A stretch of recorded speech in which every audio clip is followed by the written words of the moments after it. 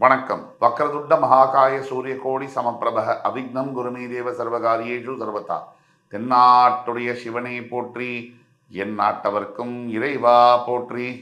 நண்பர்களே, புத்தாண்டு சிறப்பு பலன்கள் 2025 வரிசையில் இன்னைக்கு நம்ம பார்க்கும்பொழுது விருச்சிக ராசி. வருகின்ற ஆங்கில புத்தாண்டு 2025ல 3 முக்கிய நிகழ்வுகள் இருக்கு. ஃபர்ஸ்ட் சனி பயிற்சி, அடுத்தபடியாக குரு பயிற்சி, அதுக்கு அடுத்தபடியாக ராகு கேது பயிற்சி. இந்த 3 நிகழ்வுகள் ஒவ்வொரு மனிதனுடைய வாழ்க்கையிலும் சிறிய மற்றும் பெரிய பாதிப்புகளையும் நல்ல விஷயங்களையும் ஏற்படுத்தியே தீரும். நிறைய மாற்றங்களை ஏற்படுத்தும். அது எந்த மாதிரியான மாற்றங்கள், நாம என்ன எதிர்பார்க்கலாம், எது நல்லது, எதை தவிர்க்க வேண்டும் அப்படிங்கிறதும் சேர்த்து என்ன பரிகாரங்கள், இந்த வகையில் தான் இந்த வீடியோவை அணுக போகிறோம். நீங்கள் விருச்சிக ராசியா, உங்களுக்கு தெரிஞ்ச ஃப்ரெண்ட்ஸ், ஃபேமிலிஸ் அண்ட் ரிலேட்டிவ்ஸ் விருச்சிக ராசியா, தயவு கூர்ந்து இந்த வீடியோவை அவங்களுக்கு ஃபார்வர்ட் பண்ணுங்க. அன்பர்களே, விருச்சிக ராசி இது வரைக்கும் மேஷத்திலிருந்து துலாம் ராசி வரைக்கும் பார்த்தோம். இந்த வருகின்ற ஆண்டு இந்த சனி பயிற்சியானது ரொம்ப ரொம்ப ரொம்ப விசேஷமான ஒரு பயிற்சி. காலபுருஷனுடைய முதல் வீடு மேஷத்திலிருந்து 12ஆம் வீடு மீனம். மேஷத்துல ஆரம்பிச்ச சனி பகவான் தன்னுடைய முழு பயணத்தை மீனத்துல முடிக்கிறார். இப்படி மேஷத்துல ஆரம்பிச்சவர் மீனத்துல முடிக்கிறதுக்கு அவருக்கு 30 வருஷம் தேவைப்படுது. தட் மீன்ஸ் 1994ல தன்னுடைய பயணத்தை தொடங்கிய அவர் 3 தலைமுறைக்கு பிறகு மீனத்தை அடைய போகிறார், மோட்சஸ்தானத்தை அடைய போகிறார். எப்பேற்பட்ட சனி பயிற்சி இஸ் கம்ப்ளீட்டிங் இஸ் லேப். இந்த ஒரு தருணத்துல உங்களை எல்லாம் சந்திப்பதில் மிக்க மகிழ்ச்சி. இந்த வீடியோவை முழுசா பாருங்க. இன்னைக்கு நம்ம பார்க்க போறது விருச்சிக ராசி. காலபுருஷனுடைய 8ஆம் வீடு என்று சொல்லக்கூடிய விருச்சிக ராசி. மேஷம் முதல் துலாம் ராசி வரை புத்தாண்டு சிறப்பு பலன்கள் பார்த்தோம். வருகின்ற புத்தாண்டுல 3 முக்கிய நிகழ்வுகள் இருக்கு. அதாவது சனி பயிற்சி, குரு பயிற்சி, ராகு கேது பயிற்சி. சாதாரண கிரக மூமெண்ட்டை கூட ஒரு மனிதனுடைய வாழ்க்கையில மிகப்பெரிய மாற்றங்களை ஏற்படுத்தும். அப்படிப்பட்ட நிலையில வருகின்ற சனி பயிற்சியானது மிக மிக சிறப்பு மிக்க பயிற்சியாக காணப்படுகிறது. எப்படின்னு கேட்டீங்கன்னா, மேஷ ராசியில் தன்னுடைய பயணத்தை ஆரம்பித்த சனி பகவான் மீன ராசி என்று சொல்லக்கூடிய மோட்சஸ்தானம் ஒரு லேப் ஃபுல்லா, மேஷம் முதல் மீனம் ஒரு ஃபுல் ரவுண்டு, இதை வரத்துக்கு 94வது வருஷம் கரெக்டா மேஷ ராசியில பயணத்தை தொடங்கியவர் சரியா 3 தலைமுறைகள் அதுக்கு பிறகு இப்பதான் மீனராசிக்கு சேர போறார், மோட்சஸ்தானத்துக்கு வர போறார். அப்பேற்பட்ட சிறப்புமிக்க சனி பயிற்சி, அதற்கு பிறகு ஆண்டுதோறும் வரக்கூடிய குரு பயிற்சி, அதற்கு பிறகு ரொம்ப முக்கியத்துவம் வாய்ந்த ராகு கேது பயிற்சி, இதெல்லாம் நடக்க போகுது.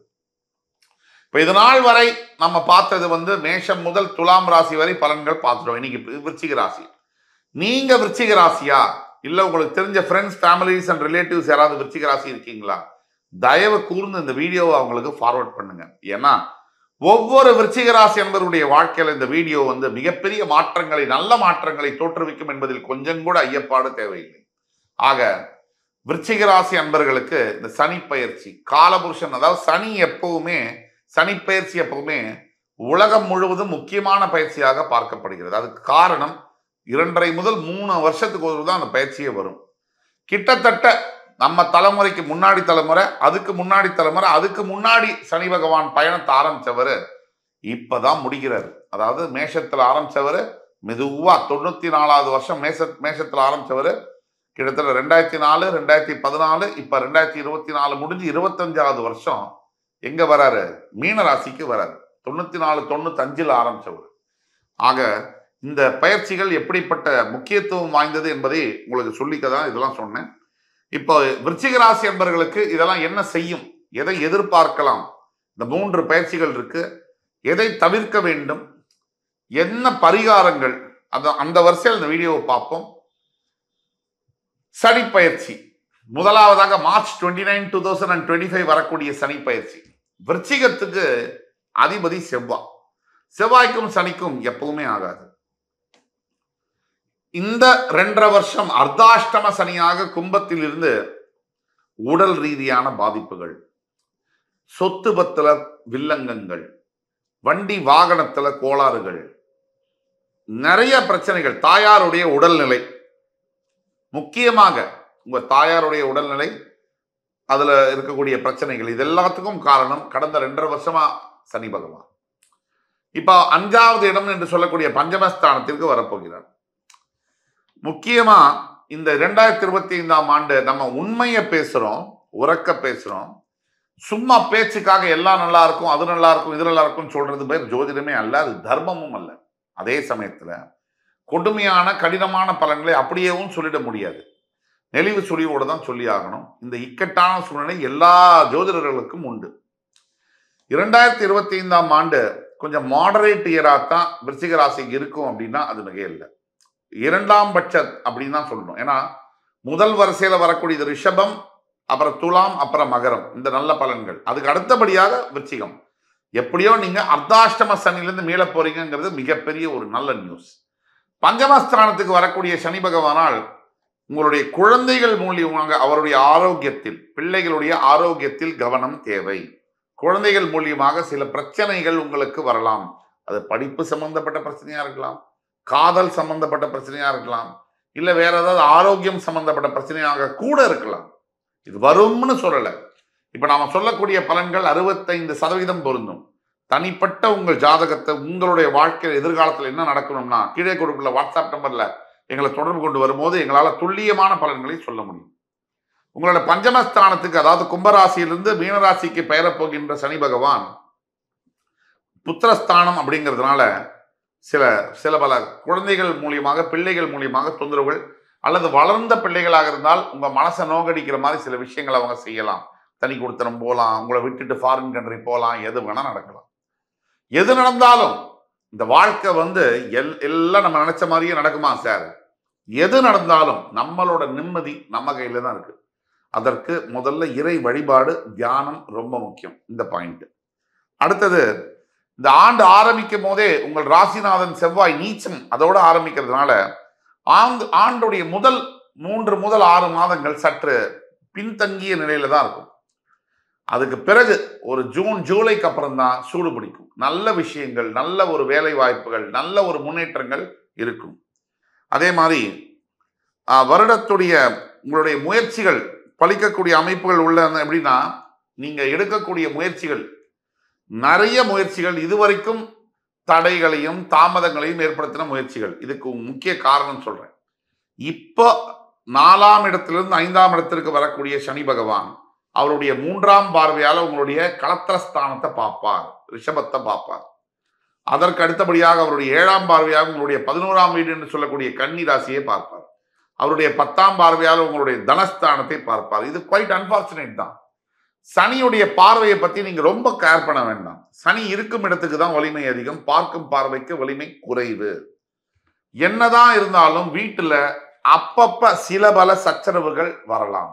அதாவது கணவன் மனைவிக்குள்ள ஆர்கியூமெண்ட்ஸ் அப்படிங்கிறது வரலாம். அதெல்லாம் கேர்ஃபுல்லா இருக்கணும். அதுக்கு அடுத்தபடியாக லாபஸ்தானத்தை பார்க்கின்ற சனி பகவானால் வேலை செய்யக்கூடிய இடத்துல உங்க மேனேஜரோ, சூப்பர்வைசரோ, இல்ல மேலதிகாரின்னு வச்சுக்கோங்க, அவர்கிட்ட எந்த வம்பு தும்பும் நீங்க வச்சுக்க கூடாது. கேர்ஃபுல்லா இருக்கணும்.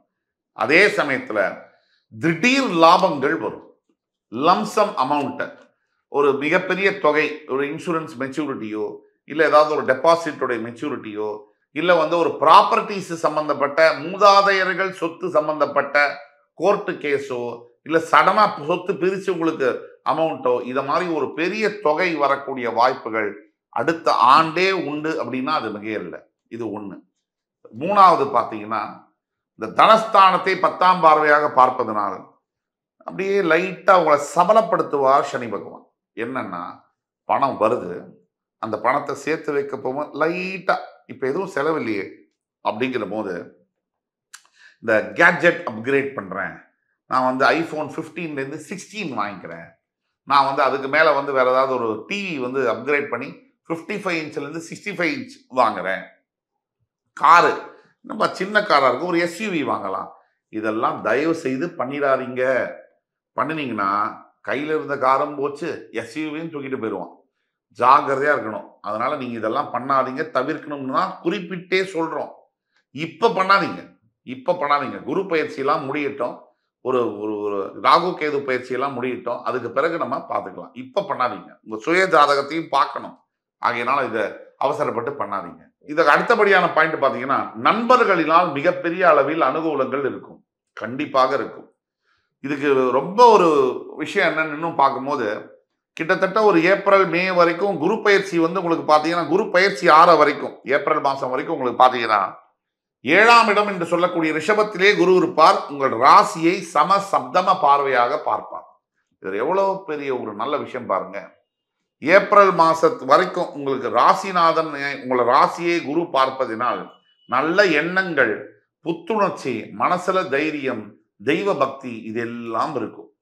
குரு 8ஆம் பார்வைக்கு ஜூனுக்கு அப்புறம் மறையும் போது அதுல நல்லதும் இருக்கு, கெட்டதும் இருக்கு. சனி பகவானுக்கு வீடு கொடுத்த குரு 8ல மறையும் போது கெட்டவன் கெட்டிடில் கிட்டிடும் ராஜயோகம்ங்கிற மாதிரி சில யோகங்கள் வரும். அதே சமயத்துல உங்களுடைய விரயஸ்தானத்தை 5ஆம் பார்வையாக அவர் பார்க்கும் பொழுது வெளிநாட்டு போகக்கூடிய யோகங்கள், அருமையான வாழ்க்கை துணை அமையக்கூடிய யோகங்களும் அது தரும். இது ஒரு பாயிண்ட்.